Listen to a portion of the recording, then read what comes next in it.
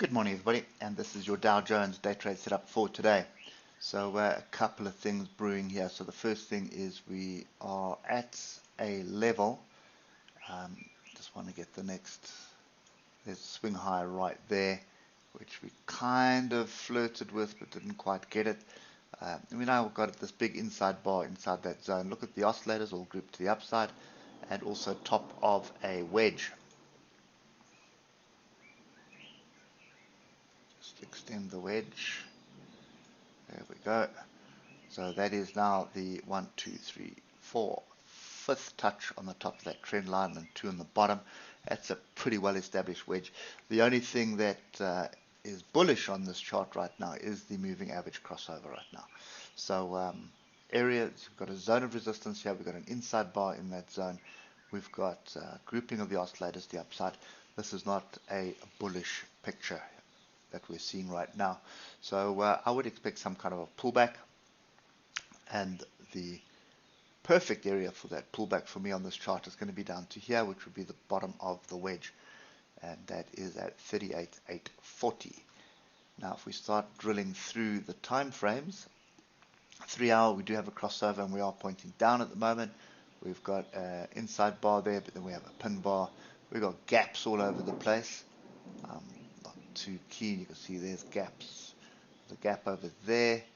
There was a gap up this morning, and I think we'll look in the lower time frames, but there's more than likely a few other gaps here.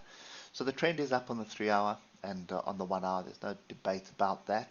We're wanting to buy off structure, but as I said yesterday, this was your structure here, and that's at 31,644. Missed it, didn't come down to it, so actually no entry. And if we just get down to the 15 minutes, you'll see what I'm talking about by gaps. Okay, that gap is closed, but this is just confusion. Gap, gaps up there, gap, gap. Really confused setup this. So I think this level is still in play, 31,644. Definitely would pay attention to that. And then this area here, which we flirted with, you can see we even had 2 rejection bars off here before gapping up over it. That would be another area to pay attention to, 31,900. I'm of the opinion that we don't know where we're going just yet. We've had some fairly dismal results from tech stocks, so we've got more tech stocks coming out this week, or today specifically.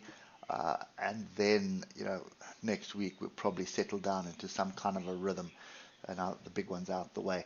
So for me at the moment, the one thing that is interesting is with the bad results from the tech stocks, we didn't really fall that much. So, technically, we opened there and we closed there. So that is 0.6% gain on the futures market anyway, but not the same picture on the actual market itself. Anyway, the Nasdaq fell quite hard because of the tech stocks, but what I've seen on the S&P and Wall Street or Dow Jones, we've actually held our head above water ever so slightly.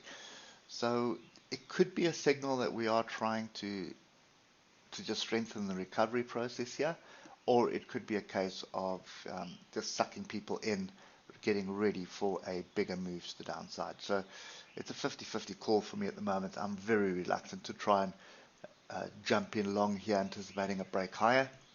There's nothing that is saying that. And then the second thing is we do have some pretty big bearish structure here. And if I just go through the even higher time frames, you can see a bit of a rejection at the 155 EMA on the daily here, with the grouping of the oscillators in a wedge. So this is still very, very, very bearish. So I would be very cautious here. And the other area to pay attention to is the weekly. So we've got above the 155. We want to hold above that on the weekly, but we are at the moving averages here. So basically you would expect weekly close somewhere in this area, somewhere in this, in between all the levels I've given you, and then probably a bit of a pullback, close this gap, find some support here on the 155 before attempting to break through this trend line. So that's kind of, the long-term setup. So I'm just biding my time here. So we will be sitting on the sides again, as I have been all week so far, and not because we want to, but there just hasn't been the pullbacks onto the structure I'm looking for. We keep missing the structure. You can see, there's a perfect area for entry, missed it. Perfect area for entry, missed it. So this is the next perfect area for entry. See if it holds. That is at 31,900. If it holds, then it's well worth taking that trade, but I would only aim for 32 to 33. Hope that helps, and we'll catch up with you tomorrow morning. Cheers for now.